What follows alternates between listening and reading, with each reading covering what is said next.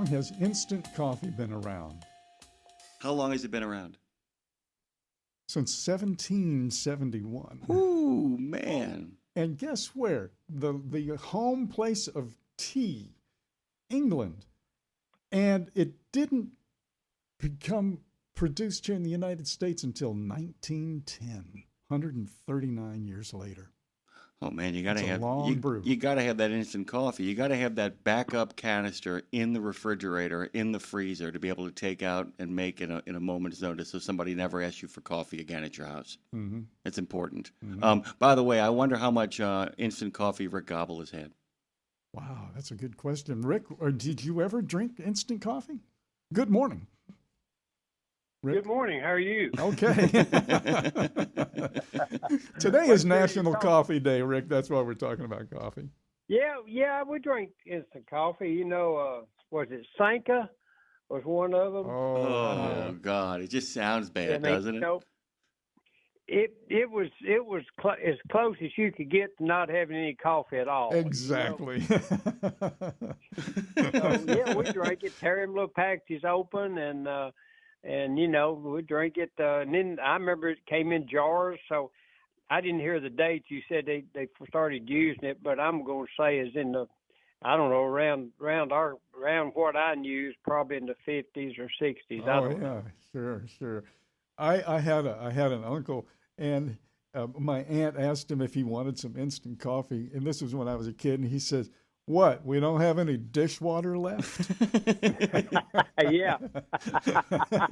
Well, sometimes they would. I know I had back in those days. I had a little stomach issue, and the doctor told me if I'd quit drinking coffee. Of course, you know, being on the state and riding around in that patrol car and having a little extra time here and there, you know, we drank too much coffee, and and so there for a while I would do the Cinco. But that passed, and I don't know the last I even thought of it. By the way, in case you guys haven't figured out, friend of the show and regular recurring member of the reconstituted road gang, Rick Gobbell, President and Chief Consultant at Gobbell Transportation Safety, joins us as he is off to do on Nemo Nation. Good morning to you, Rick. Welcome back. Thank you. Always glad to be back. Always look forward to it.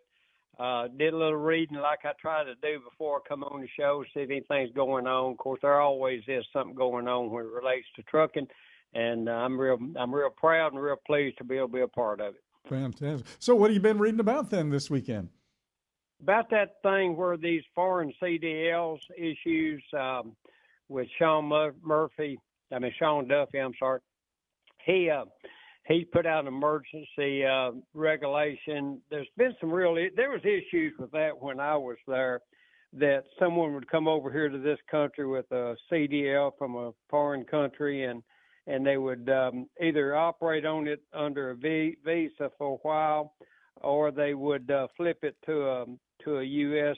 CDL.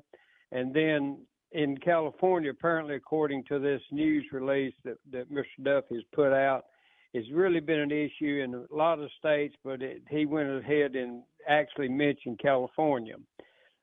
We had some issues here in Tennessee when I was division administrator with CDL programs and some CDLs that should not have been issued. I always thought it was stupid actually. So funny/stupid, that someone could come in the United States, couldn't speak one word of English, and go down to the local driver's testing station and get a CDL. Couldn't speak a word of English. I got a CDL, which we said then, you know, you couldn't drive a truck unless you can speak English, which has come back up again now, which is being enforced pretty stringent out there as I understand it. But anyway, they could not. Let's use North Carolina as one I was familiar with at the time. The North Carolina DMV would grant a guy a CDL in Mexican or some other foreign language. They had people there that would help them, translate their language to American. Issue them a CDL. The guy get in a truck and drive 5 miles down the road, hit a way station. They'd put him out of service for not being able to speak English. Same agency. Mm-hmm. So that's been around, and that's certainly not new. And I got a feeling this comes from that Florida accident where the driver was making the U-turn. It does. And the car run into it. And I feel like somebody finally said, you need to look at that. you need to look at who that we're issuing these CDLs to. One, people that can't speak English, and two is we had problems here in Tennessee with third-party testers. It would just basically, I know we had one guy, third-party tester, that was issued. He's supposed to take 1 hour to do a third-party test. I don't remember exactly. I have to go back and read it, but I believe the skills test, they could do the skills test where they actually the driving test. And we had this driver, this guy in Tennessee, his third-party examiner. He was taking 1 hour to do one, and he was issuing 20 a day, and he did it 5 days a week. And we found out that he was just about half doing them, if he's even doing them at all. And we went to the U.S. Attorney's office, and we worked on an indictment, and he got out of it because he died in the process. That's the only reason he got out of it. But those are issues. And we had an issue out of Memphis where they were issuing CDLs, and it was basically coming through one particular examiner, and she got killed in a car wreck shortly before, right after we found out about it. It was real scary. Wasn't real scary. It was a real odd car wreck, and they thought she ran off the road and hit this telephone pole. Fire caught on fire and burned up, and they thought that's what it was. But the autopsy showed that there was some gun showed she'd been shot in the head.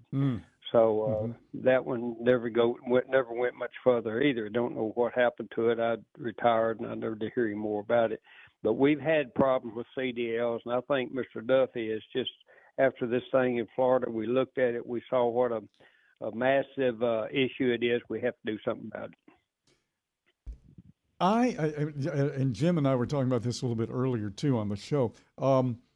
I read through this too, and to me, it's very confusing. It's almost like it's so strategically confusing. So, is this one of those things to where you put it out there and you just kind of give up on it because you ain't going to be able to figure this out without a lawyer or something? Yeah. I don't know. Let me ask you. Let me kind of rephrase the question. Yeah, for my own understanding. Are they making this so difficult in a way so that people won't even try to do it now, or they making it, or is it one of these things where they're making it so difficult because they want to make sure that anybody's doing it really is ready to do it, or is it one of? I think the big thing, because if you read that press release, it says moving forward. Now, if they'd come back and said, look, we're going to take a look at these, we're going to call all these CDL back in. That's what we did in Tennessee. We called all the CDL, let each driver know that on this date, his CDL was going to be revoked if he didn't come in and take a test. And that works real well. But moving forward tells me that we're not going to go back and try to pull any of these people up like we have in the past and make them retest. Now, I do think that with this latest directive, must be able to speak English to a certain amount, then that's going to really change the way they do the CDLs. But reading on, and I just got through doing some work for one of my clients about using drivers on a visa with CDLs from foreign countries. And the wording I got back from the agency about 2 months ago was that's fine as long as their visa is valid. And that's mentioned, too, in that press release about once their visa expires, then they're no longer qualified to drive. So we got an awful lot of that over here in this country. And now, is this going to affect our trucking industry? Absolutely. I see where it's going to have a big effect on the trucking industry because we can't hire drivers now. And anytime you throw these roadblocks out in the path to obtain a CDL and drive a truck, that's going to slow things down. Now, are we going to have a driver shortage that's going to affect commerce? We'll have to wait and see. But I know this, after the thing in Florida, the agency is, one, embarrassed and two, upset. That's kind of what it takes in order to get changes sometime. And it should help our existing drivers. Yeah, and Rick, just to kind of follow up one more thing, I feel like, and if you get a chance, I don't know if you've gotten a chance to read it, but for bilingual, absolutely bilingual, and Hispanic Americans have made a really interesting proposal about the proficiency aspect of it, saying that they should just literally roll in the proficiency into a CDL test, and that you get certified in being proficient in English by passing the test, and to remove a lot of the what I would call aids and additional supplements that go into helping people who aren't so good at English pass the test in the first place. They're talking about cutting off the head of the hydra at the base, sort of. And if you get a chance, if you haven't looked at it already, I'd love to get your take on that at some point. Well, I agree with that 100%. I don't have to read it. That's what we should do. That's what I was mentioning about the issue back in North Carolina back in those days. Why did they issue a CDL driver a CDL with an interpreter? Why do we do that? And he goes down the road and the same agency puts him out of service because he can't speak English. Why did we not do the English proficiency test before we issued or during the issuance of the CDL? That's just good common sense. I mean, my daddy could figure that out in just a few minutes, and he had an 8th grade education, but he was one of the smartest men I ever knew, That's all you need. But I don't know if you know this, Rick, but an 8th grade education, actually up until about the 1990s, is actually the gold standard. If you have an 8th grade education, you can actually read Edgar Allan Poe. And as far as they're concerned, if you can read Edgar Allan Poe, you can read almost any complicated contract. Just saying. I mean, both of them are about basically gruesome things happening to people. rgobbell.com. That is RGOBBEL.com. Nice little website. Gives you all the details on Rick. Dave, we got to tell Rick goodbye. I know it goes by pretty fast, but we want to give him a little bit of extra time. Thank you, Rick. Thanks for making the time as always, man. We're going to get you on for a full half hour at some point, okay? Okay, sounds good, guys. Y'all have a good day and a good week. rgobbell.com.